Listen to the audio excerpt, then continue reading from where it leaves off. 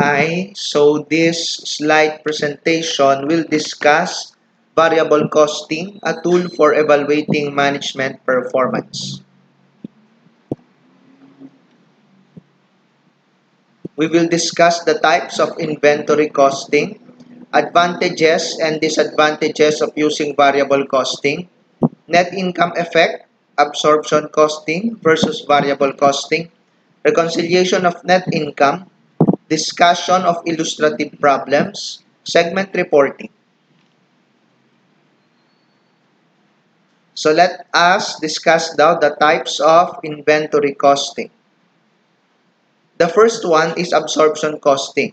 So under ng absorption costing, which is also known as normal costing, traditional costing, full costing, or conventional costing, fixed and variable manufacturing costs are considered inventory costs. So ito yung natutunan natin sa cost accounting from the previous semester, no? So basta may kinalaman sa factory, fixed and variable, they are considered as inventory costs.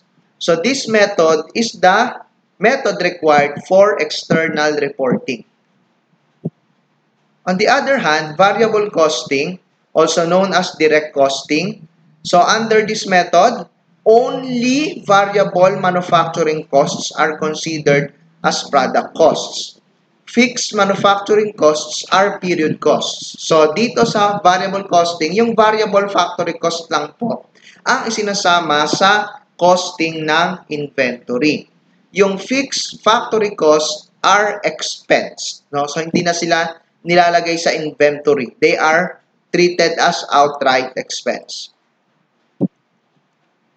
So what justifies the cost treatments in variable costing, especially yung fixed cost, na ang alam natin is dapat kasama siya sa cost ng inventory, but under variable costing, siya ay ine-expense immediately.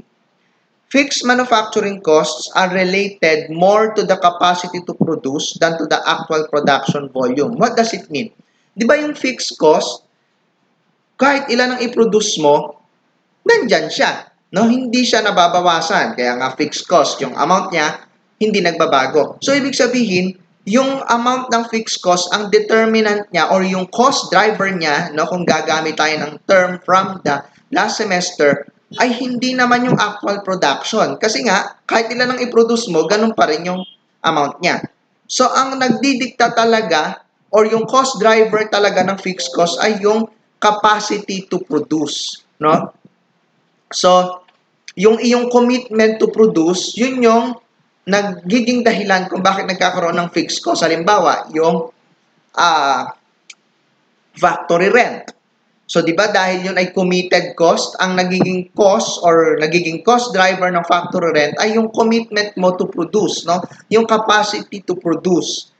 Kaya, under variable costing, yung fixed manufacturing cost, rather than treating them as inventoriable cost, they are treated as outright expense.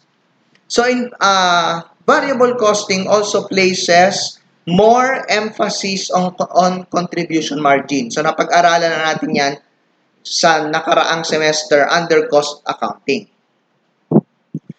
And this method, no, yung variable costing, facilitates decision making. Kasi nga, under this method, yung net income ay tumataas kapag tumaas yung production and bumababa pag bumaba yung production. So talagang sumusunod siya sa pattern ng production. At dahil nga dito, mas nagagamit siya sa decision making ng managers.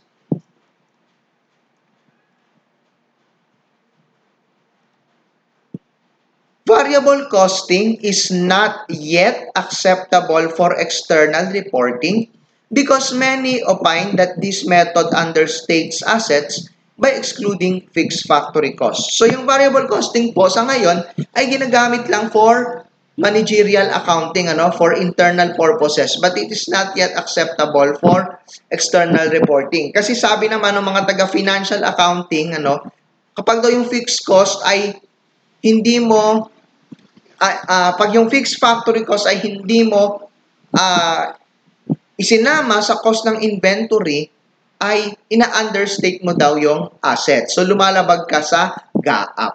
No? So, this costing method, yung variable costing, ay hindi pa acceptable ng GAAP.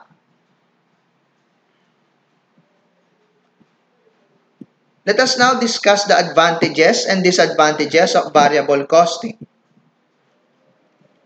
First, advantage, shows controllable from non-controllable cost. So, di ba dito nga sa variable costing, no, pinaghihiwalay natin yung variable sa fixed. Ano? So, most of the time kasi, yung variable costing, yan yung kayang kontrolin ng mga managers. Yun namang fixed cost ang hindi kayang kontrolin kasi nga they are a result of commitment and capacity to produce which are beyond the control of the managers.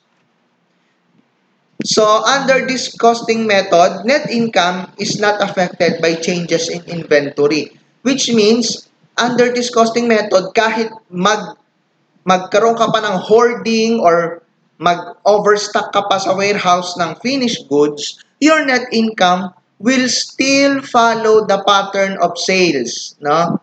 So, assuming that sales and production are the same. So, pag tumaas yung sales mo, tataas yung net income and vice versa. Kapag gumamit ka kasi ng traditional costing, hindi siya laging ganon. No, pwede mo siyang dayain in quotation mark. No? So, pwedeng sa absorption costing ay mababa yung sales mo, pero dahil meron kang overstocking ng inventory, pwede mong mapababa yung cost of sales which will in turn result to a high net income kahit mababa yung sales mo. But it doesn't happen under variable costing. Easier performance appraisal. So this is a result of number 1. Ano? Kasi nga, madali mong nadidistinguish under variable costing yung controllable from non-controllable costs. Kaya, mas madali sa'yo na i-evaluate yung managers at iba't ibang divisions ng isang entity. Number 4, variable costing's revenue, cost, and income pattern is more consistent and predictable. So, kaya nga nung nabanggit ko kanina, under variable costing, pag mataas yung revenue mo, tataas din yung cost mo, tataas yung income mo. Okay? And vice versa. So, compared to the absorption costing na ginagamit sa GAAP, mas predictable yung pattern ng mga amounts sa variable costing income statement. Number 5, makes easier for managers to predict income behavior and compare actual and planned operating results. So, kagaya nga nung halos nabanggit na natin to kanina, no, mas sumusunod yung pattern ng revenue, cost, and income sa isa't isa under variable costing. Kaya nga, mas madali sa managers na mag-predict ng magiging behavior ng income given a certain level of sales. Ginawa natin yan sa cost accounting before. Okay? At mas madali ring mag-compare ng actual sa budgeted data. Kasi nga, yung pattern ng mga costs ay consistent, no? Meron silang, minsan nga, proportional pa yung pagtaas, no? Nagdoble yung sales, dodoble yung variable cost, dodoble yung contribution margin. No? So, mas madaling mag-compare dun sa planned result sa actual result because of the consistency in the pattern. Appraisal and evaluation of segments and managers is more reliable dahil nga, kagaya ng sabi ko, yung pattern, no, consistent. Some disadvantages of variable costing. Number 1, it may encourage short-run profit planning at the expense of long-term goals. Kasi kapag masyadong nag-emphasize dun sa evaluation ng managers at segments using variable costing, pwedeng ang maging target na ng mga managers, kailangan mapataas mo yung contribution margin. No? Kailangan mapababa mo yung variable cost.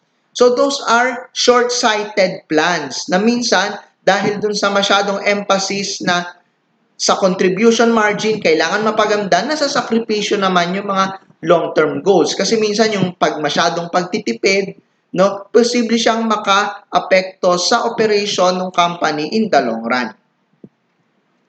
May give the erroneous impression that variable costs are recovered first, followed by fixed costs, and finally, profit realization. Kasi di ba ganun yung pattern ng variable costing income statement, di ba? Yung unang dinededuct sa sales, yung variable cost, So, meron kang contribution margin. Pag may contribution margin ka, saka mo pa i-deduct yung fixed cost to arrive at net income. So, baka magkaroon ng impression na ganun yung pattern, ano? Na ang unang binabayaran ay yung variable cost, tapos yung fixed cost, tapos saka ka pa magkakaroon ng net income, which is not the case, ano? Kasi, normally yung variable or fixed cost is sabay, no?